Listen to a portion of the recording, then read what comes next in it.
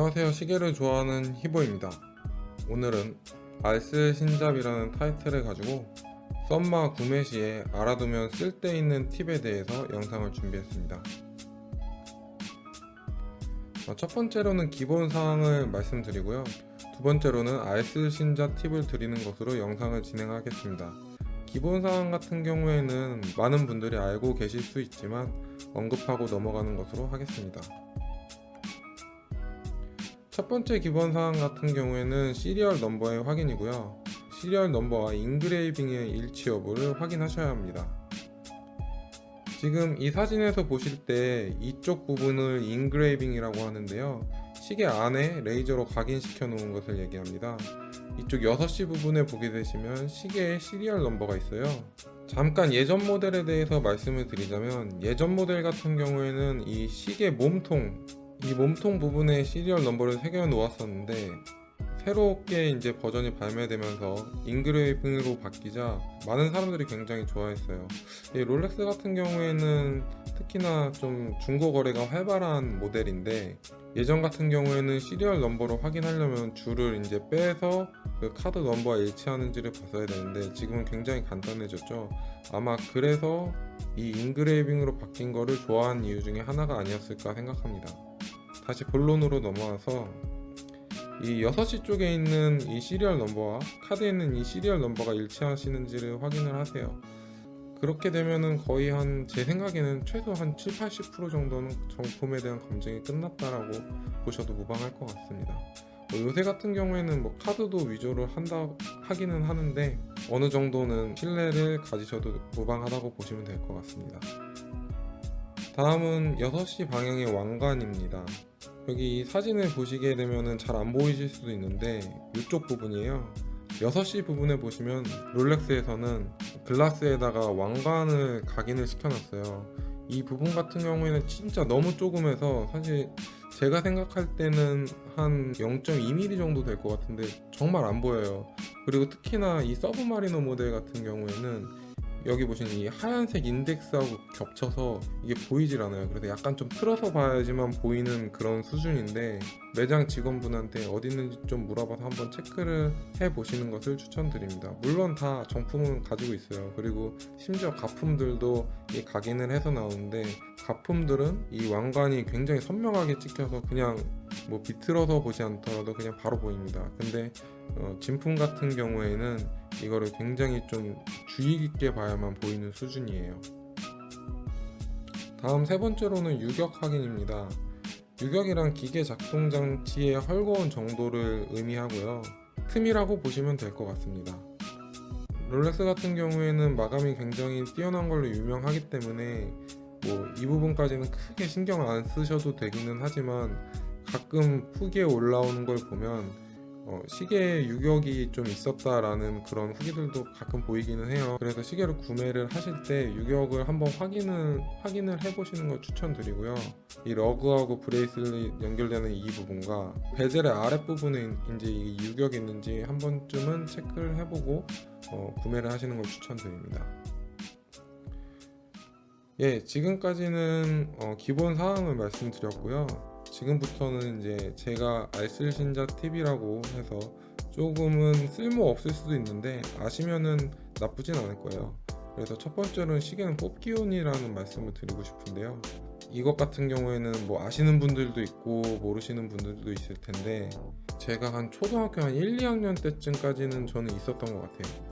문방구에서 이거 100원 내고 이렇게 뽑아서 5등 되고 3등 되고 이런 거였었고, 요새 시대에는 이제 뽑기 매장이 전용적으로 있죠. 500원짜리 넣어서 돌려서 뽑기를 갖고 가는 걸 하는데, 시계도 전자제품이나 자동차처럼 어느 정도의 뽑기용은 있어야 되고, 이 롤렉스 같은 경우에는 편차가 굉장히 적어요.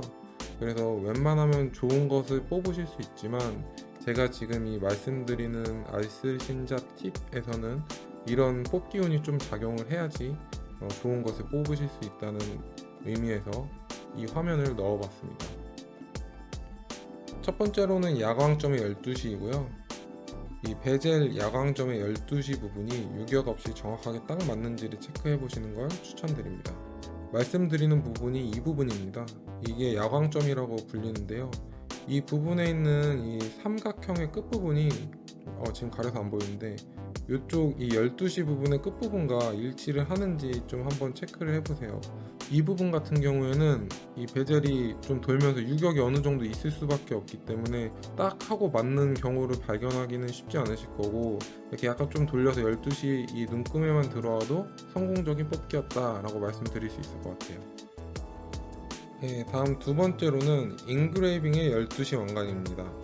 아까 말씀드렸듯이 이 인그레이빙 같은 경우에는 롤렉스 계속 써있고 여기에 시리얼 넘버가 있는데, 이 12시 쪽 부분에는 딱 크라운이 하나가 이렇게 각인이 되어 있어요. 12시 딱 올라오는 이 눈금과 이 눈금의 중앙에 있는지를 한번 체크를 해보시길 바랍니다. 이 부분 같은 경우는 거의 틀리는 경우는 없더라고요. 이 부분에 있어서는 시계를 제작을 할 때 신경을 쓰는 것 같아요. 다음 세 번째로는 용도입니다. 이 용도를 꽉 잠갔을 때 왕관이 12시로 위치하는지 체크를 해보실 것을 추천드립니다. 계속 12시만 나오는데 좀 12시를 사랑하는 것 같네요.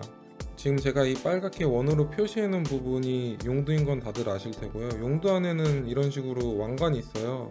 이 용도를 꽉 잠갔을 때 왕관이 이제 당연히 돌아가겠죠. 그랬을 때 꽉 잠갔을 때 이 왼쪽에 보시는 사진처럼 12시 방향으로 위치를 하는 경우가 있고, 지금 이 보시는 사진처럼 11시, 뭐 6시, 3시 이런 경우가 있어요. 한간의 시계 사이트에서 도는 그 루머로는 이 왕관의 위치에 따라서 뭐 왕관이 12시에 위치하지 않으면 뭐 1호차가 더 크게 발생한다는 그런 얘기도 있는데, 저는 사실 그 얘기는 조금 믿지는 않고요. 어쨌든 이것도 그 제가 말씀드린 그 뽑기운에 해당하는 사항으로 12시에 위치하는 경우는 조금 드문 경우입니다. 그렇기 때문에 한번 체크해 보시는 것도 시계를 구매하실 때 하나의 재미라고 생각됩니다. 다음 네 번째로는 사이클롭스입니다. 사이클롭스의 배열이 2에서 2.5배인지 체크해 보시는 걸 추천드립니다. 사이클롭스 같은 경우에는 서브마리너의 아이덴티티라고 좀 보셔도 무방할 것 같아요. 이쪽 돋보기 부분이 사이클롭스인데요. 잠깐 팁을 말씀드리기 전에 이 차이를 좀 말씀드리자면, 이쪽 보시는 시계는 서브마리너와 굉장히 유사하게 생겼지만 시드웰러라는 시계이고요. 둘의 차이점은 이 시드웰러 자체가 좀 더 깊이 잠수를 할 수 있어요. 예전 버전의 시드웰러 같은 경우에는 사이클롭스가 없었고, 서브마리너 같은 경우에는 사이클롭스가 있었어요. 예전 그 썸마에는 이 서브마리너라고 각인되어 있는 부분이 빨간색으로 표기된 부분이 있었거든요. 그래서 그 레드 썸마가 굉장히 높은 중고 가격에 팔리기도 하는데, 새로 나온 모델은 사이클롭스를 달고 그리고 이쪽 부분은 빨간색으로 마킹을 해서 나왔어요. 이번 시드웰러 같은 경우에는 서브마리너의 그런 로망들을 달고 나온 모델이다 라는 점 말씀드리고 싶습니다. 다시 본론으로 돌아와서 사이클롭스의 배율이 2에서 2.5배인지 체크해보라고 말씀드리는 이유는, 그 이유는 이 사이클롭스가 약간 좀 랜덤성인가봐요. 물론 대부분의 사이클롭스들이 이 2에서 2.5배의 배율을 좀 지켜서 나오긴 하지만, 가끔 보면은 이 배열 자체가 굉장히 낮은 경우가 있어요. 그래서 뭐 1배는 아니겠죠. 한 1.5배 정도로 해서 숫자 자체가 이 지금 보시는 이 화면처럼 나오질 않는 경우가 있어서 서브마리너 구매하실 때 한 번쯤 체크를 해보시는 것도 좋을 것 같습니다. 마지막으로는 1호차인데요. 1호차야말로 정말 추억의 종이 뽑기처럼 정말 운이 좀 많이 작용을 해요. 롤렉스 같은 경우는 1호차 범위를 자사의 그 기준으로 플러스 마이너스 2초로 잡고 있기 때문에 보통은 1호차가 그 안에서 벗어나진 않습니다. 그래서 1호차가 플러스 마이너스 2초인지 체크를 꼭 한번 해보시길 추천드리고요. 일반적으로 시간이 이제 시계를 차고 있는 시간이 지나면서 이 플러스 오차에서 마이너스로 변환이 돼요. 물론 제로가 가장 베스트일 수도 있는데, 제가 생각하기로는 한 플러스 2초 정도가 좋지 않을까라고 생각이 돼요. 왜냐면 시간이 지나면서 점점 이제 제로로 가까워지니까. 있는 그 매장도 있고 없는 매장도 있을 텐데, 매장 직원에게 1호차 기계가 있으면 한번 요청을 한번 해보시는 것도 추천을 드립니다. 이상으로 제가 오늘 준비한 이 영상은 마무리는 됐고요. 이 영상 자체가 쓸데 있는지 쓸데 없는지는 아마 보시는 분들의 성향에 따라서 좀 바뀔 것 같아요.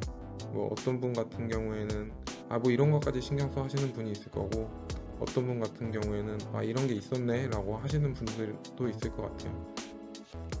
재밌게 보셨다면 구독과 좋아요 부탁드리고 그리고 댓글까지 부탁드리겠습니다. 이상으로 저는 시계를 좋아하는 히보였습니다.